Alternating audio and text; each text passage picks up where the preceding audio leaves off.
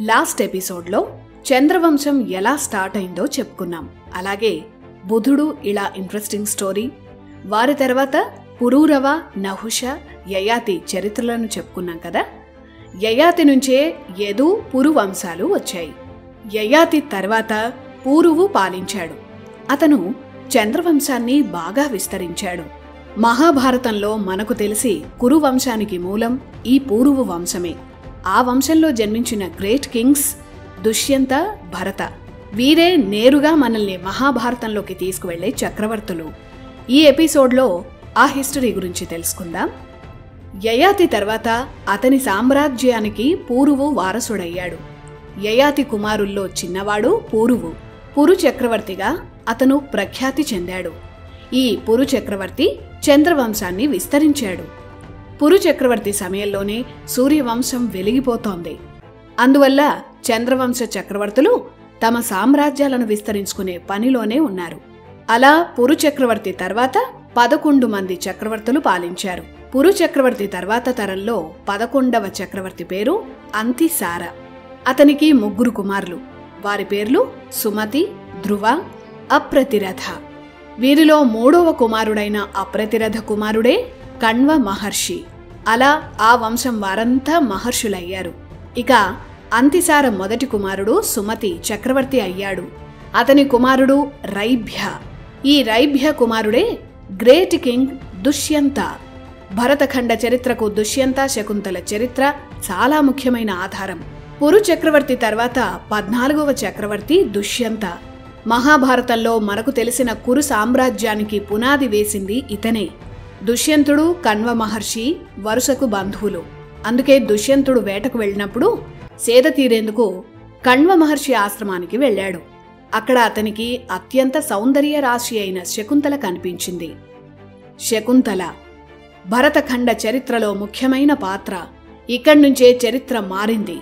విశ్వామిత్ర మహర్షి తపస్సు చేస్తున్న సమయంలో ఆ తపస్సును చెడగొట్టేందుకు ఇంద్రుడు మేనకను పంపించాడు. మేనక వల్ల విశ్వామిత్రుడికి తపోభంగమైంది. ఆ తర్వాత విశ్వామిత్రుడికి మేనకకు పుట్టిన ఆడబిడ్డే శకుంతల. ఆ బిడ్డను మేనక కణ్వ మహర్షి ఆశ్రమం దగ్గరలో వదిలేసి ఆమె తన లోకానికి వెళ్లిపోయింది. శాకుంతల అనే పక్షులు ఆ బిడ్డను కాపాడాయి. అటుగా వెడుతున్న కణ్వ మహర్షి ఈ బిడ్డను చూసి తన ఆశ్రమానికి తీసుకువెళ్లాడు. శాకుంతల పక్షుల సంరక్షణలో ఉన్న ఈ బిడ్డకు శకుంతల అని పేరు పెట్టి కణ్వ మహర్షి పెంచాడు.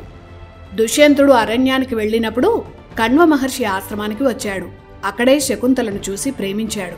అప్పుడు కణ్వ మహర్షి తపస్సులో ఉన్నాడు. ఆ సమయంలోనే దుష్యంతుడు శకుంతలను గాంధర్వ వివాహం చేసుకున్నాడు. రాజలాంఛనాలతో వచ్చి తీసుకువెళతానని దుష్యంతుడు వెళ్లిపోయాడు. ఆ తర్వాత కొన్నాళ్లకు శకుంతలకు కుమారుడు జన్మించాడు. చిన్నప్పటి నుంచే అరణ్యంలో ఆ పిల్లాడు నిర్భయంగా తిరిగేవాడు. సింహాలను కూడా మచ్చిక చేసుకున్నాడు. వాటి మీదే తిరిగేవాడు. అందుకే అతన్ని అందరూ సింహవాహన అనేవారు. ఇటు దుష్యంతుడు ఎంతకీ రాలేదు. శకుంతల కంగారు పడింది. అప్పుడు కణ్వ మహర్షి శకుంతలను భరతుణ్ణి వెంట పెట్టుకుని దుష్యంత రాజ్యానికి వెళ్లారు. ఇక్కడ ఉంగరం చూపించడం, అప్పుడు దుష్యంతుడు శకుంతలను గుర్తుపట్టడం ఈ కథే లేదు. ఇది మహాకవి కాళిదాసు తన అభిజ్ఞాన శాకుంతలం నాటకంలో కాస్త ఫిక్షన్ జోడించి కల్పించిన కథ. నాటకంలో మలుపుల కోసం అలా కాళిదాసు సృష్టించారు. కానీ ఉంగరం కథే చాలా పాపులర్ అయిపోయింది. కానీ భాగవతం ప్రకారం శకుంతల తన బిడ్డతో నేరుగా దుష్యంతుడి సభలోకే వచ్చేసింది. అక్కడ మంత్రులు, ప్రజలు అందరూ ఉండడం వల్ల దుష్యంతుడు తడబడ్డాడు. శకుంతలను అతను మర్చిపోలేదు. అందరి ముందు తాను దోషిగా నిలబడాల్సి వస్తుందన్న భయంతో మౌనంగా దుష్యంతుడు ఉండిపోయాడు. అప్పుడే ఎక్కడి నుంచో ఆకాశవాణి దుష్యంతుడి భార్య శకుంతల అని అందరికీ వినపడేలా చెప్పింది. శకుంతలను, ఆమె బిడ్డను భరించాల్సిన బాధ్యత దుష్యంతుడిదే అన్న మాటలు అక్కడ అందరికీ వినపడ్డాయి. భరించాలి అన్న భగవంతుడి మాట నుంచే భరత అనే పేరు వచ్చిందని పోతన భాగవతంలో ఉంటుంది. అలా దుష్యంతుడు శకుంతల కుమారుడికి భరత అనే పేరు వచ్చింది. ఇది అసలు కథ. అలా దుష్యంతుడు తన తర్వాత వారసుడిగా భరతుణ్ణి ప్రకటించి రాజ్యాన్ని అప్పగించాడు. ఈ భరతుడే చంద్రవంశ రాజ్యాన్ని, ప్రతిష్టను ఓ స్థాయిలో నిలబెట్టాడు. చంద్రవంశంలో పురూరవ, నహుష, యయాతి తర్వాత ఆ స్థాయిలో పేరు తెచ్చుకున్న చక్రవర్తి భరతుడు. భరతఖండం అనే పేరు ఎప్పటినుంచో ఉంది. కాని భరతుడి వల్ల ఆ పేరు స్థిరపడింది. ఈ భరతుడే శకులు, శబరులు, బర్బరులు, కష, కిరాతక, హూణ, మేచ్ఛ దేశాలను ఓడించి ఆ రాజ్యాలను కూడా భరతఖండంలో కలిపి ఇప్పటి ఇరాన్, ఇరాక్ వరకు పాలించాడు. తపశ్శక్తితో తన ఆయుష్యును పెంచుకున్నాడు. 1000 ఏళ్లు పరిపాలించినట్లు భాగవతం చెప్తోంది.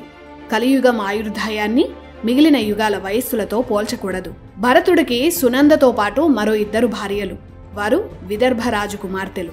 అలా 3 భార్యలకు 3 కుమారులు పుట్టారు. వారు పుడుతూనే ఏదో లోపాలతో జన్మించారు. ఆ పిల్లలు భరతుడికి వారసులయ్యే యోగ్యత లేదన్న ఆవేశంలో ఆ 3 భార్యలు విచక్షణ కోల్పోయి ఆ 3 పిల్లలను ఆ తల్లులే చంపేశారు. విషయం తెలిసిన భరతుడు చాలా బాధపడ్డాడు. తనకు సరైన వారసుడి కోసం మరుత్ దేవతలను ప్రార్థిస్తూ పెద్ద యాగం చేశాడు భరతుడు. బృహస్పతి మమతలకు భరద్వాజ జన్మించాడు. అతన్ని మరుత దేవతలకు ఇచ్చి పెంచమన్నాడు బృహస్పతి. సరైన వారసుడి కోసం యాగం చేస్తున్న భరతుడికి మరుత దేవతలు భరద్వాజ మహర్షిని దత్తత తీసుకోమని ఇచ్చారు. అలా ఎక్కడో పురూరవ నుంచి మొదలైన చంద్రవంశం భరతుడి వరకు సజావుగా సాగినా భరతుడి తర్వాత చరిత్ర మొత్తం మారిపోయింది. భరతుడి తర్వాత చంద్రవంశ వారసుడిగా భరతఖండాన్ని చక్కదిద్దే బాధ్యతను నిర్వహించిన దత్తపుత్రుడు, బ్రాహ్మణుడు భరద్వాజ మహర్షి. క్షత్రియుడైన భరతుడు దత్తత తీసుకున్నాడు కాబట్టి భరద్వాజుడు క్షత్రియుడు, బ్రాహ్మణుడు 2 అయ్యాడు.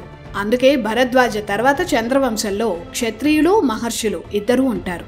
భరతుడి తర్వాత వచ్చిన వంశాలకు భరద్వాజుడే మూలం. శక్తివంతమైన ఆయుధాలను, వైమానిక శాస్త్రాన్ని, యుద్ధ తంత్రాలను, అత్యాధునిక ధనుర్వేదాన్ని రచించిన మహర్షి, శాస్త్రవేత్త భరద్వాజ. ఇలా చంద్రవంశంలోకి భరద్వాజ వచ్చిన తర్వాత చరిత్ర చాలా మారింది. ఎన్నో మలుపులు మనకు కనిపిస్తాయి. భరతుడి తర్వాత వారసులు లేని భరత వంశాన్ని నిలబెట్టాడు కనుకే భరద్వాజ మహర్షి వితథ అనే పేరుతో ప్రఖ్యాతి చెందాడు. మరి భరద్వాజుడు భరతుడి దత్తవారసుడిగా వచ్చాక ఏం జరిగింది? ఇక్కడి నుంచి చాలా వంశాలు విడిపోవడం, కలవడం జరిగాయి. జాగ్రత్తగా గమనిస్తే మహాభారతంలో యదువంశం తప్ప మిగిలిన వారందరికీ ఈ భరత వంశం లింకులే ఉంటాయి. ఆ హిస్టరీని నెక్స్ట్ ఎపిసోడ్లో తెలుసుకుందాం.